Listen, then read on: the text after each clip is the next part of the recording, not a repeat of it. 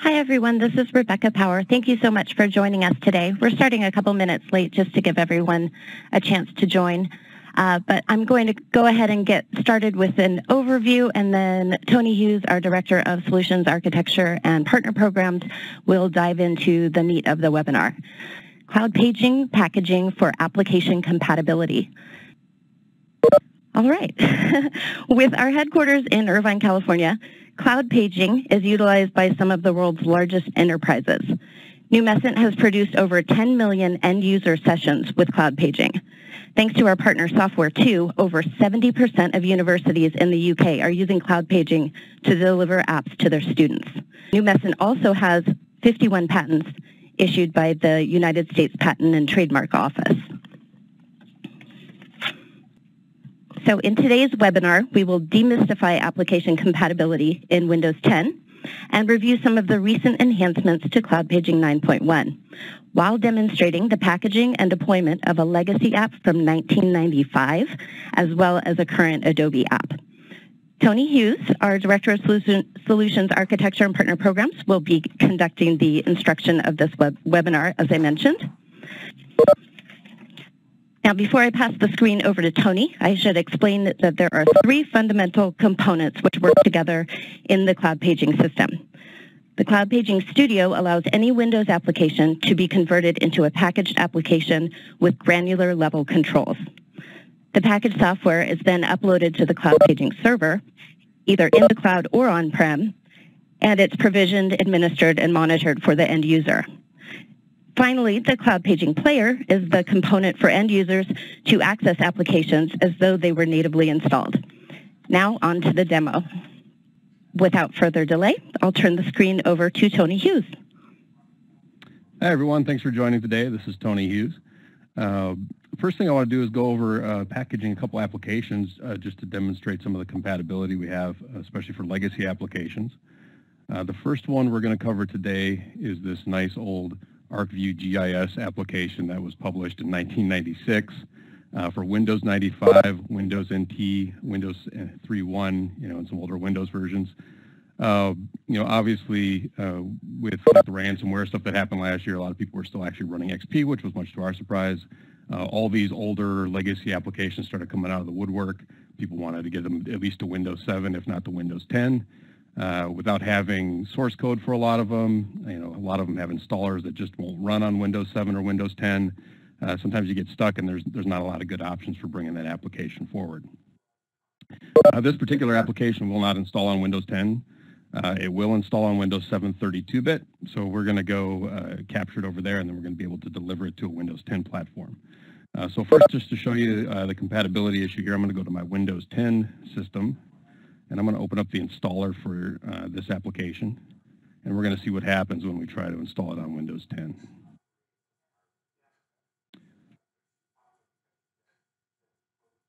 So let's drill down here. This is just, you can actually go to that same website I just showed you a minute ago if you want to try this yourself. This is the installer for ArcView GIS 3.0 from 1996. Try to install it on Windows 10. You get this nice incompatibility message from Windows 10. Doesn't really tell you a lot of details. However, if you dig around, really the heart of the issue here is the fact that this has two issues. One is it has a 16-bit installer. It's actually installing a 32-bit application, but the installer itself is 16-bit, so it will run on Windows 10. It also has some fonts that are in an older format that aren't supported by the more modern operating systems. We'll see that in just a second. So let's jump over here to our studio system on Windows 7 32-bit. I'm just going to open up the Cloudpaging Studio, and we're going to create a new project here for ArcView GIS 3.0.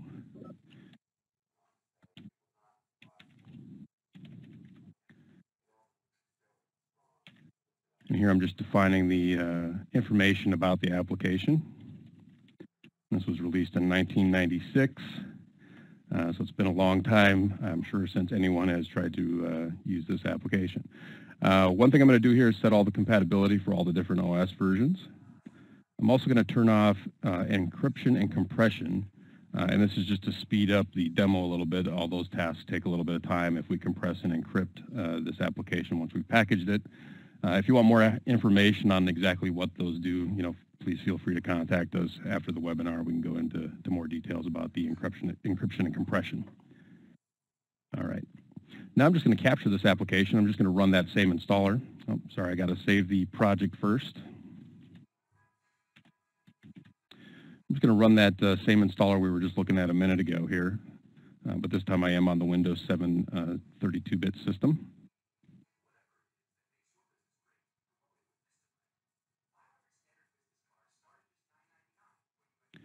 And what our capture process is going to do here is actually it's going to watch what this installer is going to do as it's installing. So it's going to see, what assets it's putting on the system, other things it's touching on the system. Is going to monitor that all real time for us. So as opposed to a lot of other products that are going to do a before and after snapshot of the system to get that delta, we're actually going to see what that system is or what that installer is doing in real time and capture that information. And that helps us get some things like files that were temporary during the installation process that may be of importance later on.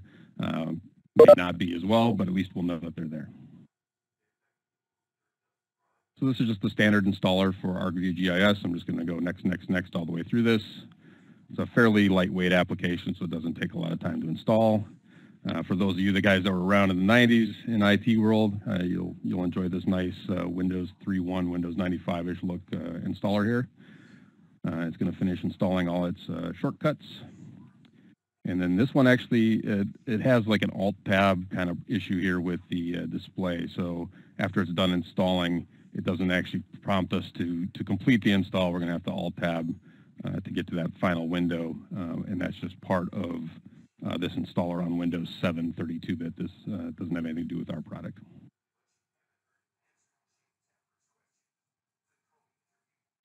I do see one question here. Someone's asking what's installed on the capture machine prior to capturing ArcView. Actually nothing. It's just a clean Windows 7 system. It doesn't have anything else installed on there other than our Studio product. All right, this install is fairly complete at this point. I'm going to Alt-Tab to get to our final window here. I'm not going to reboot at this time. And then we've captured all the assets now for ArcView GIS. If we go through here, we can see this particular application doesn't have any services and drivers. It doesn't have any startup parameters. It does have some fonts, and these are those fonts I was talking about that are incompatible with some of the newer operating systems here. So I'm just going to exclude those. They actually didn't get installed on the system. The files are actually missing. It just installed the registry keys. Everything else here, we got the registry keys and the files. I'm going to drill down here and mark the main binary for this application, which is arcview.exe, as our command line. Our product uses that for a variety of reasons. If you want more information on that, feel free to contact us afterwards, and we can dive into that. Now our product is complete. We've finished capturing it. I'm just going to save our project here. Then we're going to cloudify this, which is what puts it into our format. It notes here that there were a few files that were used during the installation process that are no longer on the system, so those are some of those transient files. If we did need those for some reason, we could go try to grab those during the installation process and then put them back in the package. Usually those are things that are temporary and unneeded, but occasionally we might need to grab those. All right, so now we've captured ArcView GIS. It's created our package here. I'm going to take that package.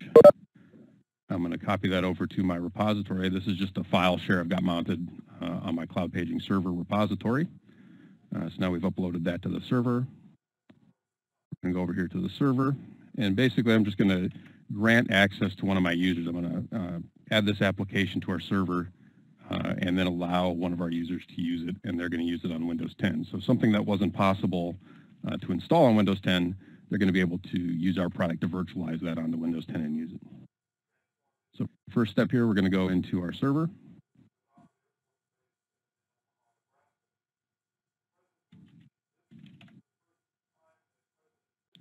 And I'm going to go over to Applications,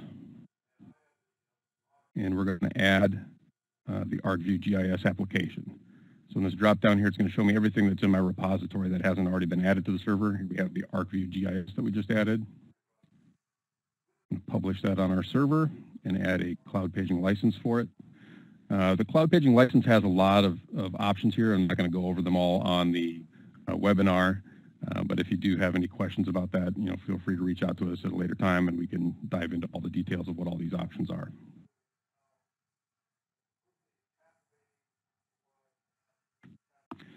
All right, so now we have ArcView GIS available on our Cloudpaging server. This means it's available for people to Cloudpage. What I'm going to do now is grant one of our users access to that application through the Enterprise portal. So I'm logging into our Enterprise portal product here. We have this user, John Numecent. I'm going to give him access. The first thing I have to do is let the Enterprise portal know that the ArcView GIS application exists. So I'm going to add that to my Enterprise portal. Once it's added there, I can link the John Numecent principal to it, and that will grant him access to that application through a self-service portal, or if you're using an alternate thing like we have a group policy that ships with the product, it could deploy it through group policy or whatever other mechanism you're using to deploy the Cloudpaging applications.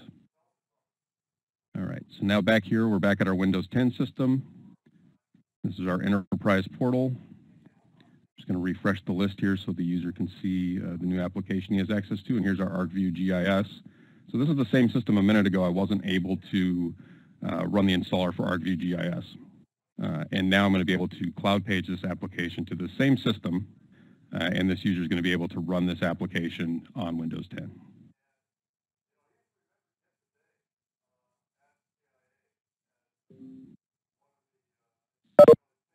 Okay, so ArcView GIS is ready. From a user perspective at this point, everything looks natively installed. So here if I go to the Start menu, we're going to see that we have all the ArcView GIS version 3 information here, and I can go ahead and I can run that application. It's going to run natively on this environment. So from a user perspective, once it's located there, it runs normally. And as we saw on that original description of this product that we looked at, it does have a license key. That license key is on that website. This is not some license key that I have. It's publicly available on this website, so I'm just going to copy that.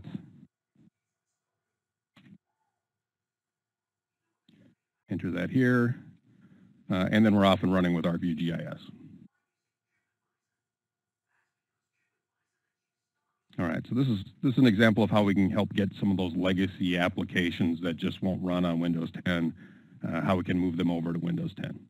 And we do have a blog on our website. If you're interested in what we can bring to Windows 10, what we can't, just go to our website, look for Windows 10, and you'll find that blog. All right, second application we're going to show you here has a driver, which is, I know, problematic for a lot of other delivery mechanisms. This time I'm going to package this on Windows 10, and we're going to package Adobe Acrobat DC. This has 2 services, and it also has a print driver, and we're going to bundle all that up real quick here, and then deliver it to that same user on that Windows 10 system we were just looking at.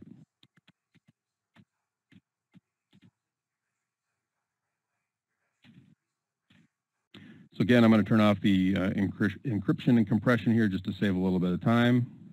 I'm going to save my project. And then just like we did before, we're going to capture the installer here for Adobe Acrobat DC. And one thing I want to point out here is we did use the Acrobat customization wizard for this installer. So we basically remove like the SLA or the EULA, a few other things like you probably would normally do if you were delivering this through another mechanism.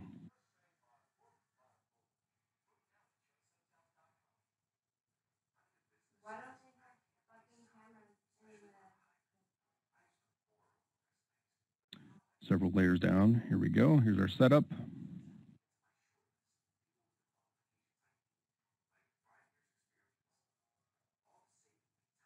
And then again, we're just going to go through, a next kind of install here for Adobe Acrobat.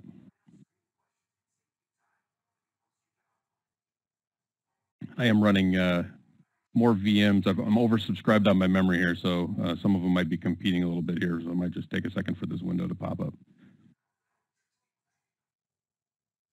Well, that's going. Let me look back here at some of the questions.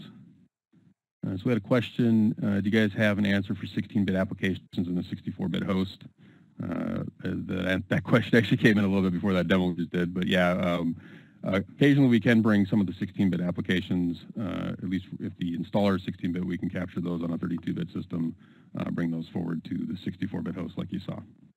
All right, now that we've got the installer here, I'm just going to go next, and install here.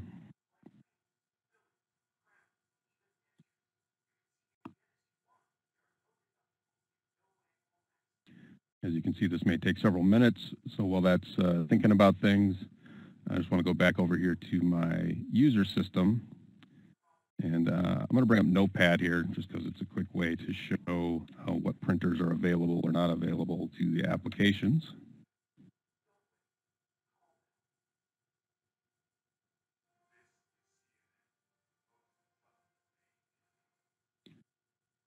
So here we have Notepad. If I go to print, right now we'll see we just have the standard 3 printers that come with the Microsoft operating system. We have fax, we have the Microsoft Print to PDF, and we have the XPS document writer. So those are the defaults right now. After we finish packaging this application, we deliver it to this desktop, then we'll go back in there and we'll see that we'll have the Adobe PDF printer as well. All right, let's take a look at a few more questions here while this is running. Next question was, does the clean Windows system need to be maintained as a clean system? Ideally, yes. However, we don't have a requirement that it's clean.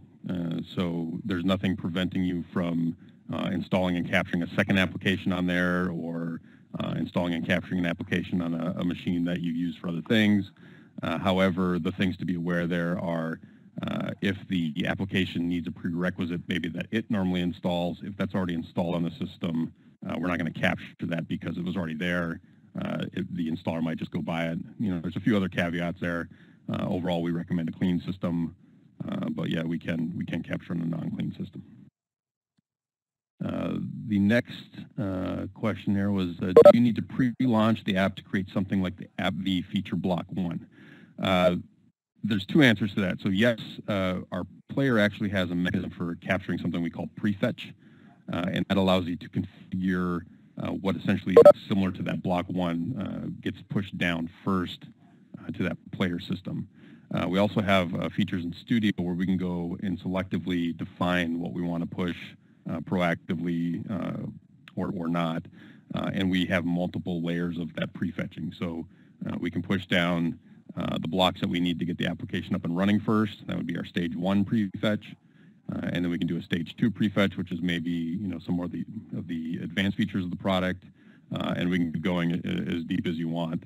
Usually it's impractical to do anything really past maybe a stage 2 or a stage 3 for most applications.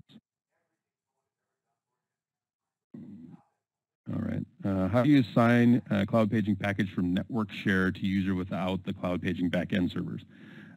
You can really use any mechanism you want in that case. So we have customers that use SCCM, AppV. They've written their own scripts, so there's a wide variety of mechanisms there. It's pretty straightforward to do. I won't go into too many details there, but if you have a specific use case you're curious about, definitely contact us after the webinar. We can do a deeper dive into that one. Okay, another one says, what if the program you're installing needs to be rebooted and there's no prompt to reboot? It just hangs on SVC host. How do you proceed with capture? As you can see over here in this capture window, we're going to track all the processes that this installer is interacting with. And some of those processes are going to be things like SVC host or other system processes that continue to run afterwards. Usually we just hit OK once we know the installer's done. In the case of a reboot, we can actually reboot the system and the capture process will resume when that system starts back up again. So if you have things that you need to capture, after that first reboot again, we can capture that as well. All right, another question on how do you add users to the domain for the user list? I won't go into a demo here, but basically we're just connecting our enterprise portal to an Active Directory domain somewhere, and then we can import the users or any of the principal information from that Active Directory server. Someone wants to know, how did the user authenticate into the enterprise portal? In the one I have here, it's actually single sign-on enabled through their Active Directory credentials. So when they go to a specific URL, it just recognizes who they are, logs them in through SSO capabilities, and then shows them the titles that they've been assigned through the enterprise portal.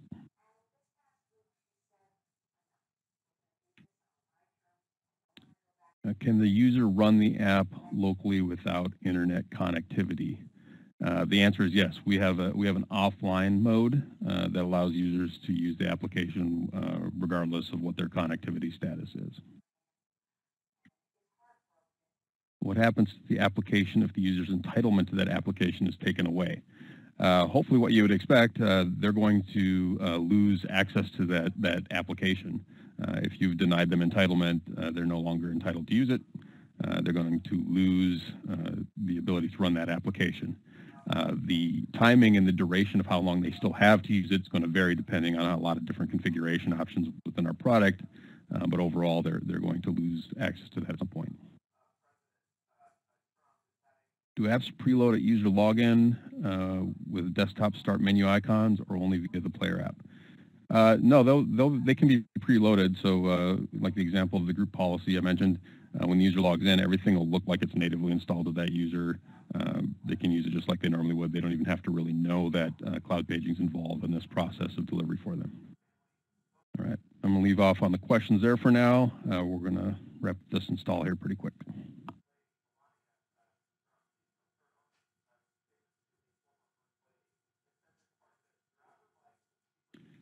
It's always great when the installer says there's 0 seconds remaining, but it's still going to take another minute.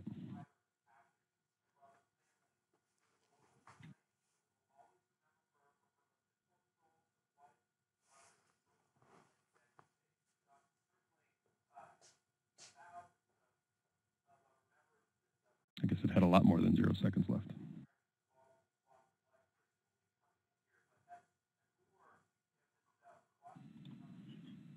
Tony, we had another question come in asking if there were any plans for integration to Azure. Yes, there are. We're working on that in the background. If you have any specific information you want, feel free to contact us and we can discuss that with you.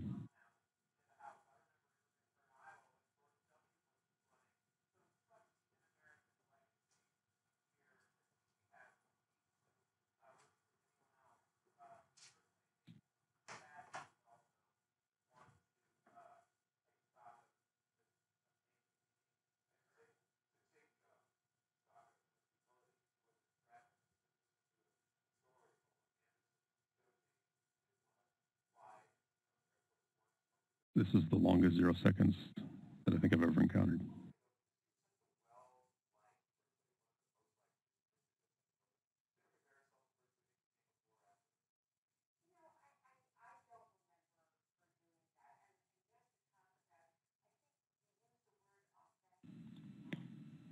We had another question come in. Does the Cloudpaging player have centralized management?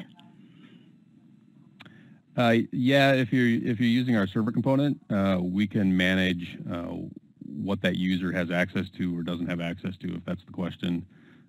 If you're talking about deploying the Cloudpaging player, we can really do that through any mechanism you would normally use, whether it's SCCM or something else.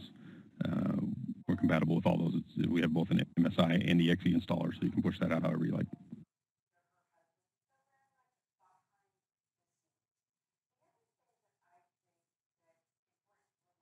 Is there another question while we're waiting? Oh, there we go. We finished. All right. So as we were talking about before, you can see there's still a lot of services here running, and that's fine. We can just click OK here. We still captured everything. The installer for the product is done. It's just some of those services are going to continue to run. So right now, the studio is gathering up all the assets here that were included in this installer. Adobe Acrobat's fairly large. I think we end up in like the 1.5 to 2 gig neighborhood typically for an install. So there's a lot of pieces here. So this one's going to take a little bit longer than the ArcView GIS, which I think was about 50 megabytes.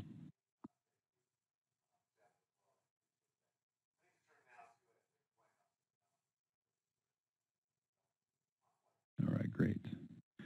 So this one is a little different than the last one. You can see we have several services in here. We have the 2 Adobe services. I'm going to leave those. Some of these other services are Windows services that the installer interacted with during the installation. We're just going to exclude those real quick. And then we're going to go actually to edit some of our settings. And this is where we get into some of the more advanced compatibility options. We actually want to, in this case, we're going to hide the uninstall keys from the user. So I'm going to come in here and make those into our isolated layer, which is we call layer 4, which is really just a disposition for those assets. This is going to cause Studio to go through, find all the keys that you would normally see in like the add remove programs, and it's going to mark them as isolated so the user won't see this. And that's a way to prevent your users from uninstalling apps that are maybe required or messing with them in some other way. So we went in and changed that. Now we're going to go to our virtualization settings here. Adobe Acrobat ships with some fonts. We don't want those fonts, in this case, to be used by other things on the system. So we're going to inject those fonts for use by that application only, and that just means Adobe can use them, nothing else can use them. And this is just for demonstration purposes. If you had a need where those fonts needed to be used by other things on the system, you wouldn't do this. We're just trying to show some of the other features available in our Studio product. And then, of course, there's the big one here. Adobe Acrobat ships with a printer driver. In order for us to make that printer driver available to the user when they cloud page this application, we're going to have to restart the print spooler. So we can designate that here in Studio that we want to restart the print spooler when this application is delivered. There's other options if you don't want to do it this way. You can have the user restart it manually. It's probably not ideal. We can do configurable application events to restart it. There's a variety of different mechanisms to restart that print spooler however you choose. But it does have to be restarted for the Adobe print driver to be available to that user. I'm going to go over to Files again, and we're going to pick the main binary here for Adobe Acrobat, which I mentioned before is used by our system for a bunch of different reasons. We won't go into all those details right now, but if you have questions on that, feel free to contact us. And now we're done with the project. So we've captured Adobe Acrobat. I'm going to save my project here. I'm going to go ahead and cloudify this. And then this is going to spit out that proprietary format for our Cloudpaging server, which we will upload here in a minute. So this takes about 2 minutes for it to complete. So Becky, are there any additional questions we can address while this is packaging up for us? Yeah, absolutely. Let's see. Someone earlier asked, and I don't think that you addressed this, how did the user authenticate into the enterprise portal? Oh yeah, I think I talked about that a little bit. So I can go over there real quick. If we look at the enterprise portal here, we can see the user just basically opened a URL to this location. It's using SSO, so it recognized who they are on the domain. And the enterprise portal, because it's linked through LDAP back to our Active Directory server, we've imported that user. It knows who John Numecent is and what titles he has available to him, and that's how he's seeing this information in front of us. Got it. Let's see, here is another one. So I think we addressed this, but it was asked. So Cloudpaging can cloudify device drivers as well as applications. Yeah, we can do any user or kernel mode service or driver.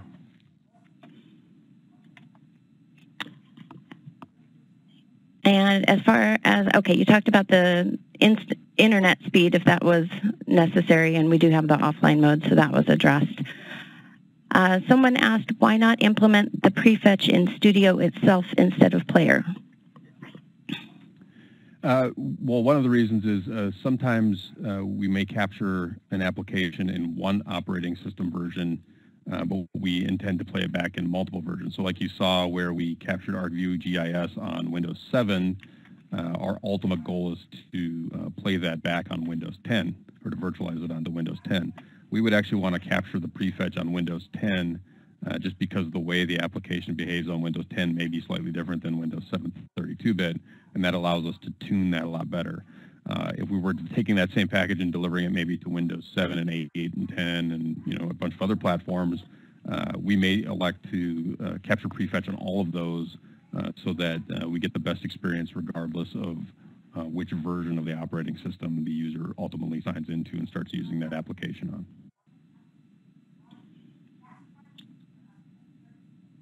Okay, we've got a couple other questions. Can Cloudpaging cloudify services and other shared components in a way that can still be shared? I think the short answer there is yes. There's probably more to that question that didn't show up in the chat that we'll probably have to talk to that person about. But yeah, we can deliver the services no problem.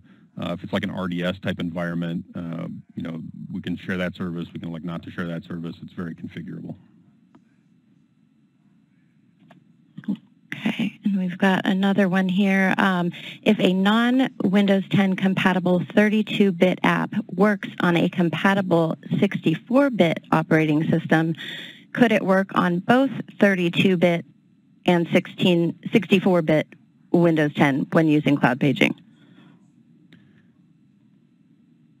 I think I'd have to read that question to make sure I'm understanding it properly. But yeah, if we capture a 32-bit application on Windows 7 32-bit, for example, we can use that on Windows 7 32-bit and 64-bit, Windows 8 32 and 64, Windows 10 32 and 64. It's really like a lowest common denominator kind of thing. So as long as you're packaging on a platform that is below the OS version that you plan to deliver to, or if it's 32-bit, you can deliver to any 64-bit. That all works fine. In some cases, I've seen it where people have been able to package an application on like a more modern OS like Windows 10 and deliver it to Windows 7, but we don't guarantee that it'll work. The better route to go there would be to package it on Windows 7 and then deliver it to Windows 7 and Windows 10. All right, so we're all done packaging this one up. I'm just going to go ahead and copy that over to the server repository as well. So here we have our Adobe Acrobat package.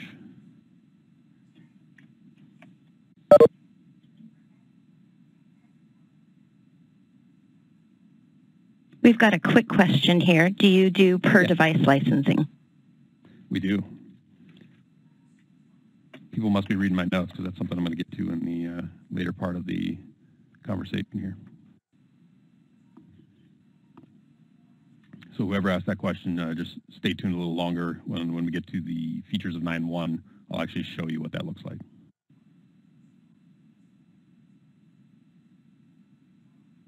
Any other quick questions while we're copying this over? Yes. Rory had a question. Will you guys have integration with Citrix XenApp, VMware Horizon Apps, and other RDSH solutions? Yeah, we already provided a solution there, so it works today. We got Citrix Ready certified back in December. I know we have a few people that have delivered Cloudpaging applications to Zen Desktop, XenApp, same with Horizon to Horizon View, and so forth. So as far as I know, all those situations work today. If Rory has a more specific question, have him type it in there, and then we'll address that a little later in the presentation.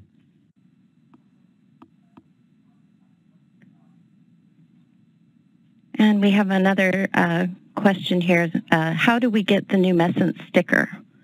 So after the webinar, I'll actually, after the webinar, I'll send everyone a follow-up email, and there will be just details. Basically, you can reply to my email with your mailing address, and we'll send it out to you. And if you need extras for friends, I can send those out too. No problem. Okay. Similar to what we did before, we've copied the Adobe Acrobat package over to our repository here. I'm going to go to my applications on the Cloudpaging server. And this one is a little bit larger, so it does take a little longer for the server to add it because it's got to add that package to its cache and whatnot. So this, again, will take a minute or two. But as I walk through the steps here, if there's another question, Becky, we can try to address that while I assign this application out to John Numecent. We got one. How is Cloudpaging different from other app migration tools? I don't know that I'd classify us with some of the application migration tools. I think those are things that are usually doing more of like an inventory of a system and helping you move that inventory finding what's on Windows 7, for example, and then making sure it gets installed on Windows 10. We're more of the delivery mechanism of that, but one of the key differences is we're not using any virtualization or emulation layers here. So once we've delivered that application to that endpoint, it runs natively on that endpoint. So you get high compatibility with other applications on the system. You can use all your devices natively. So if you have things like GPUs or badge scanners or other weird hardware, that should all continue to work like it natively would. A lot of the other products that deliver those kind of solutions similar to ours, they're going to use a virtualization or emulation layer there to give you access to that kind of stuff, or they're going to isolate things completely, so you won't be able to have that level of interaction like we do. I know that's not the complete answer, but if you want to have a more detailed discussion on that, feel free to contact us, and we're more than happy to talk through that with you. Let's see, we also have another question. We are a Citrix Ready partner, that is true. Are you partnered with Microsoft in a similar way? We do have a Microsoft partnership. I'm not sure that they have something that's very similar to Citrix Ready, but yeah, we are a Microsoft partner. And we are Windows 10 ready as well. Okay. So Cloudpaging is actually featured in the Windows 10 ready store or portal. Perfect.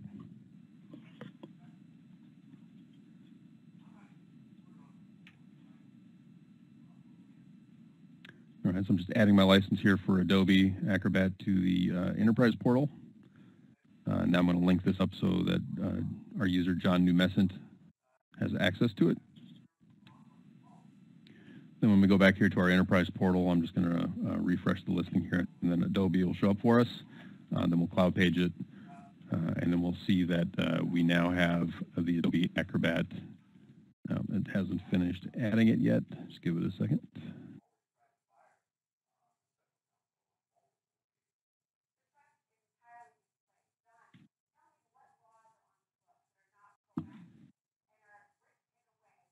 Once this virtualizes, this is going to virtualize all the components that would normally be natively installed for Adobe Acrobat, and that includes the print driver for the Adobe PDF, which was one of the reasons we went and said we want to restart that print spooler. So Adobe Acrobat in this case is going to auto-run because on the license I didn't change it to not auto-run, which is oversight on my part. But anyway, while that's starting up, let's go into Notepad here. And we'll see now that we have the Adobe PDF available to us as one of the print options.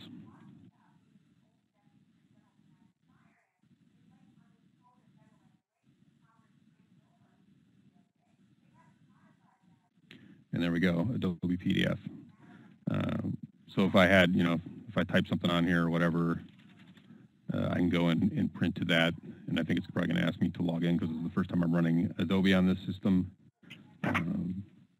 But we can select the Adobe printer and print, and then it'll eventually, after we walk through some dialogues, it'll probably have us log in here, and then we'll get an outputted PDF version of that.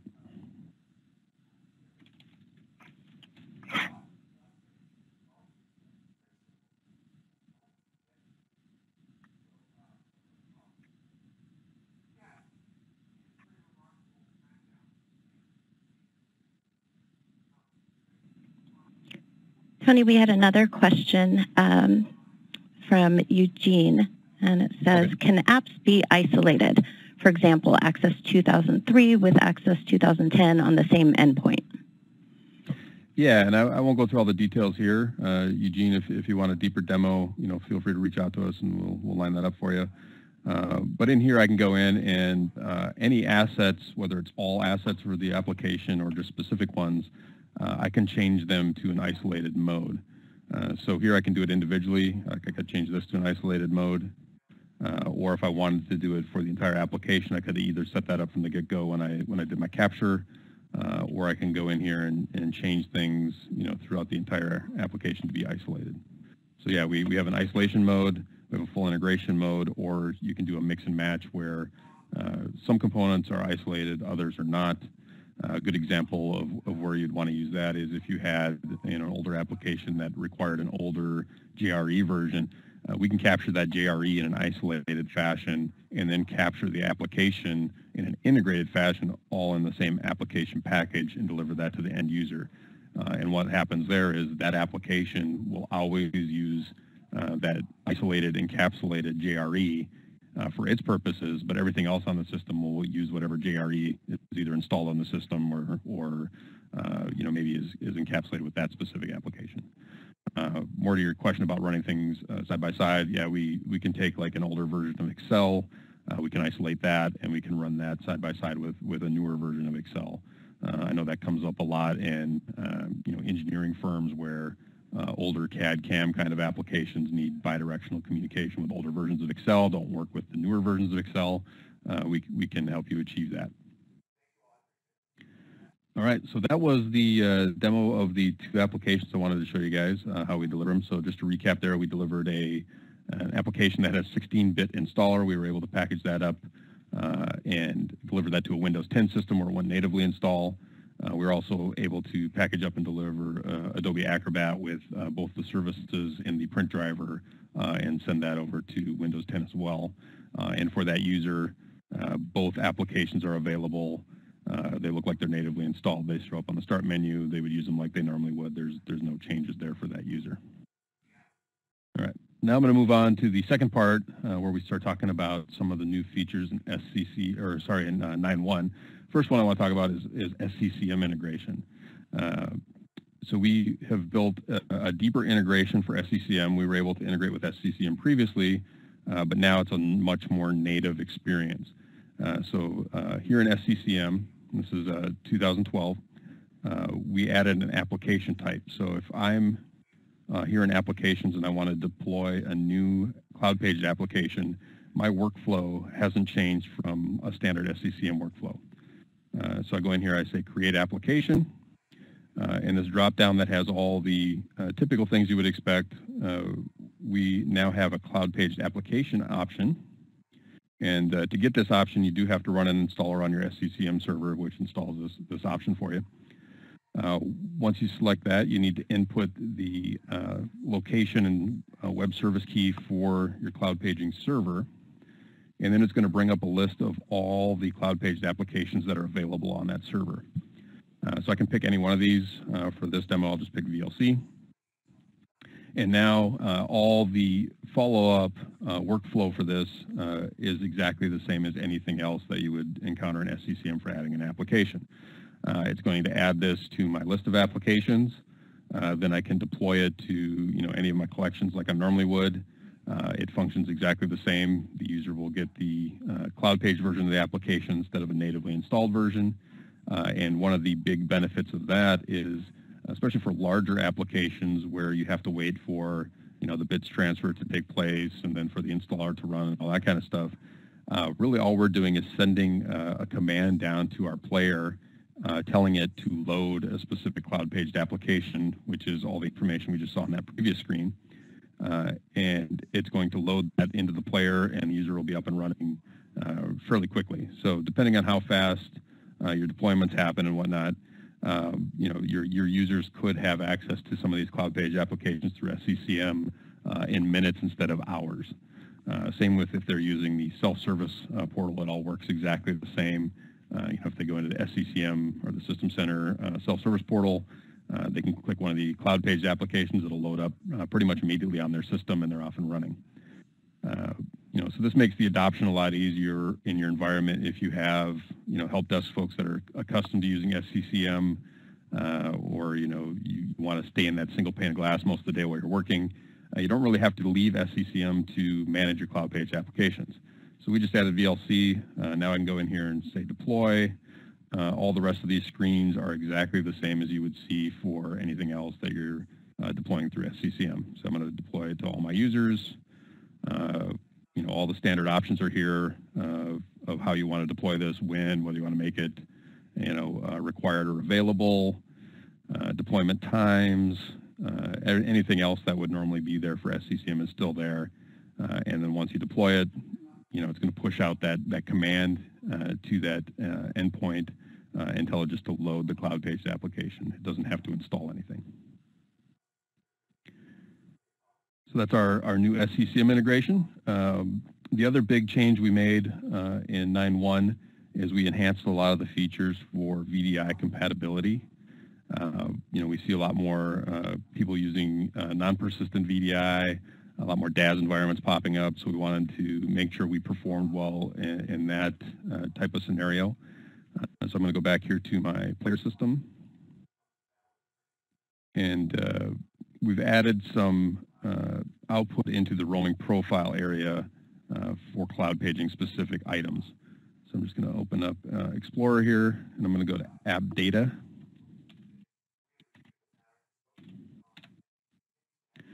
And for this user now, we'll see we have some streaming core information, and this is the Cloudpaging components. So if I'm using like a UEV or a Res1 or something of that nature, you can grab this information along with all the other normal roaming profile information, move that around with the user, and when they log back in, maybe they're using non-persistent VDI, they log into that new session or that new instance.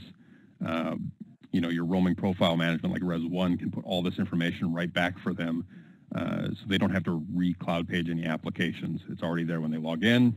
Everything works the same as when they logged out. So for the user, it's a very seamless user interface and user experience. We also added a feature called pre-caching, which allows us to pre-populate the cache on that system. And this is done through a COM interface. So I'm not going to demo it here, but if you want more information on that, let us know. We're happy to talk with you about that. But essentially, the result you get in a non-persistent environment is not only can we roam the profile information and what applications are Cloudpaged for that user very efficiently, when they log in, everything will perform very quickly for them because we can pre-cache all that information back into the Cloudpaging player cache. We also have the option to forego the cache and basically load everything right into memory. So again, if you're concerned about your image size growing or whatnot when it's either running or in a stop state, we can help you manage that. And again, if you want more details on that, let us know and we'll set up some time to talk with you about that.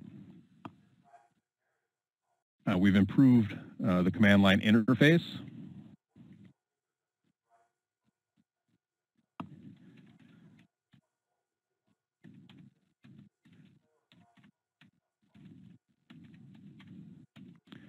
So anyone in the past that used Core CLI, it was fairly limited in function. We've gone back and updated that significantly. Now it has a lot more features. You can add applications, remove applications, manage applications through the command line. This is very helpful, especially if you want to do like the pre-caching and stuff. You can help manage a lot of what's happening in that player through scripting.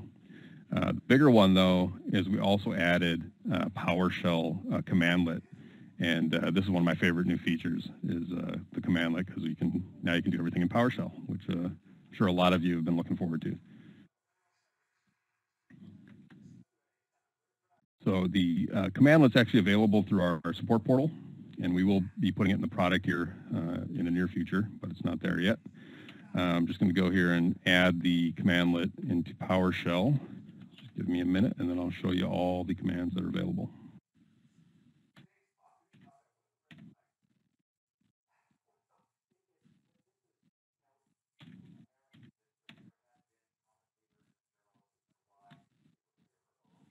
All right, so now I've added the commandlet.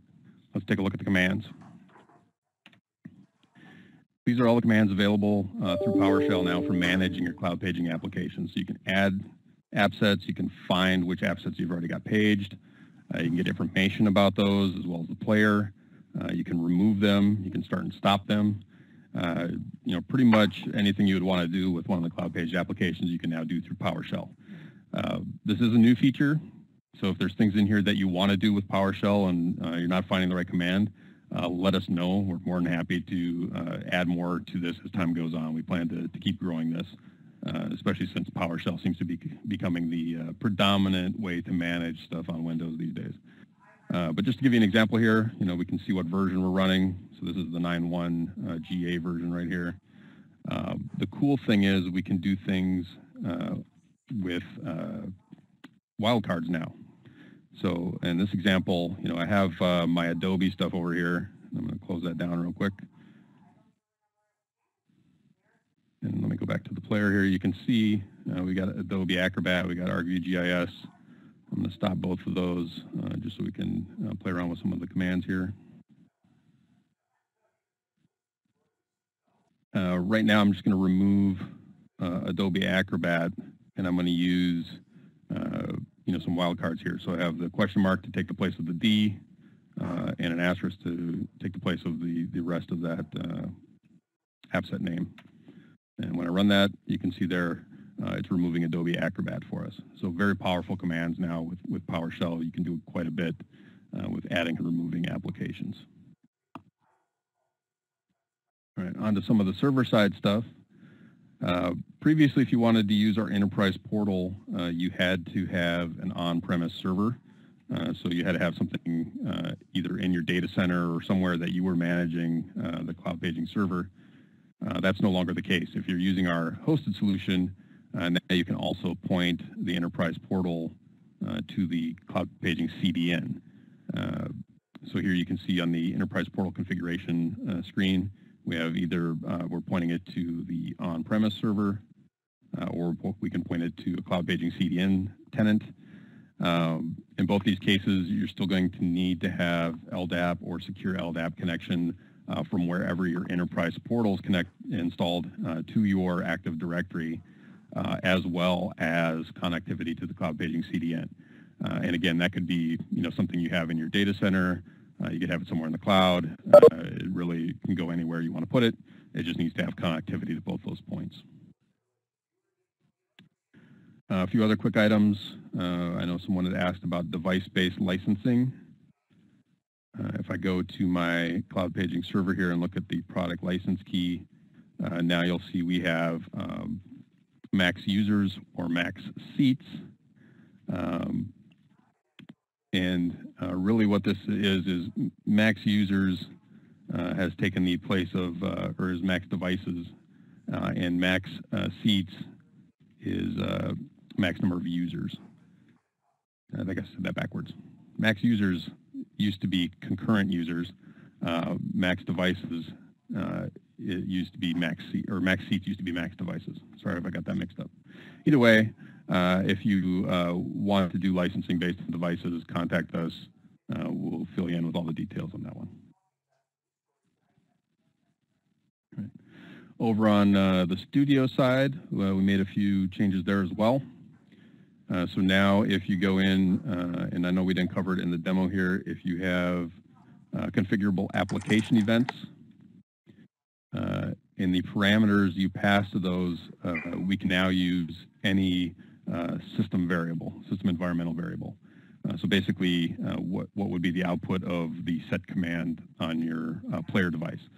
So if you want to pass something to one of the scripts here, you can do something like percent system root percent, and then on that end device, it will use whatever the environmental variable is set to on that system. So this is very handy when you are Cloudpaging one application set or one package to multiple different OS versions. You can use some of these variables that change on the different systems and pass those in as parameters to the CAE. Other things like the user, app data, all that kind of stuff, all that's available as well. One other change here in Studio, we actually added support for Windows Server 2016 in our 9.0 product, but the UI hadn't been updated yet, so now we have the UI update there. We also did the same thing on the server, so if you go into the server, it reflects 2016 throughout the product. Likewise, we also removed support for XP and Vista. However, if you have older legacy applications that you're trying to bring forward onto Windows 7 or Windows 10, you can still use our 8.9 version of the product. on like the XP or the Vista platform to capture the application and then put it on a 9.0 or 9.1 server to deliver it out to Windows 7 or Windows 10. So you're not going to be able to use the newer Studio versions on XP or Vista, but you can still use those older Studio versions to capture that. The prerequisites for the server now get updated as well when we do the installs or the upgrades. So previously, if you were upgrading the server, we didn't always upgrade all the other components that the server uses, like Tomcat and struts and Java. Now we do that as part of the upgrade as well. And then the final feature, we enhance some of the player security. I won't go into details on that one. Some of that's in the release notes. And again, if you have questions on any of these, feel free to reach out to us. So that was all I was going to walk through. Becky, were there more questions we wanted to cover? Yes, there were a few more questions that I think that we'll have time to get to. So first of all, thank you so much, Tony. And before we move on to Q&A, I'd like to invite all of you to participate in our app challenge. So please reach out to us with any apps your enterprise or that your clients are having trouble delivering. You can email Tony or me directly, and we can help you get started. Now on to the Q&A. Let's see, it looks like we've got about 3 or 4 questions. All right. Someone has asked, say locally installed applications and paged applications has the same shortcut name. How does it work? Will Cloudpaging take backup of the already installed application shortcut? That's part 1. The short answer is yes, and part of it's dependent on how the application was captured. But yeah, we will, if we page in the application, we'll put the new shortcut there if it's configured that way, and back up the old one or the one that was already on the system. And then if you remove the application or devirtualize it from the Cloudpaging player, the original one will reappear. It doesn't get deleted or anything. Okay, and then after removal of... Right. Okay. Then I think that answers his next part. Go ahead. Another question. Any plans to integrate with Microsoft Intune? Yeah, we've started some work on that. I can't go into too many details, but stay tuned for that one. Okay. Is it possible to use PowerShell to deploy and manage Cloudpaging apps without using the portal or server setup? Yeah, and we can deploy applications, and it doesn't even have to be with PowerShell. It can be through a lot of other means. The key thing is just to inform the player of where it can go get the application, and we do that through a token. And basically, that token contains information about which application it is, where the blocks that make up that application reside, whether it's on a network share or another server or whatever. It could even be locally on the system. And then as long as the player gets that information, then it can run that application from wherever it may be housed. Great. And let's see, I've got 2 more questions here. And if any more questions come in, we'll just address them in the email that I'll send out after the webinar. And this is, does Cloudpaging also have a peer-to-peer distribution mechanism? It currently does not, no. Okay. And can you capture native browsers like Internet Explorer 6? You know, we can. The delivery is the tough part because Microsoft has really locked it down, especially on Windows 10. If it's not going to natively run there, there's probably not much we can do to get it to run there. So like IE6 on Windows 10 was never a supported platform. You know, it might work. I know we've played around with it and gotten it to work in a few cases, but the reality is, as time goes on, Microsoft continues to lock that down further and further. You know, if you have older Firefox or Chrome versions, those ones we usually don't have as much of a problem with, just because Microsoft hasn't put anything into their OS to necessarily block those. They're not as deeply integrated with the operating system. All right. Well, I guess it's time to wrap things up, but I want to thank everyone for attending. And of course, if you have additional thoughts, please reach out to schedule a customized demo with Tony or inquire about a legacy app's compatibility with Windows 10, and we're happy to help you out. So thanks again so much for your attendance, and this concludes our webinar for today. Thanks, everyone.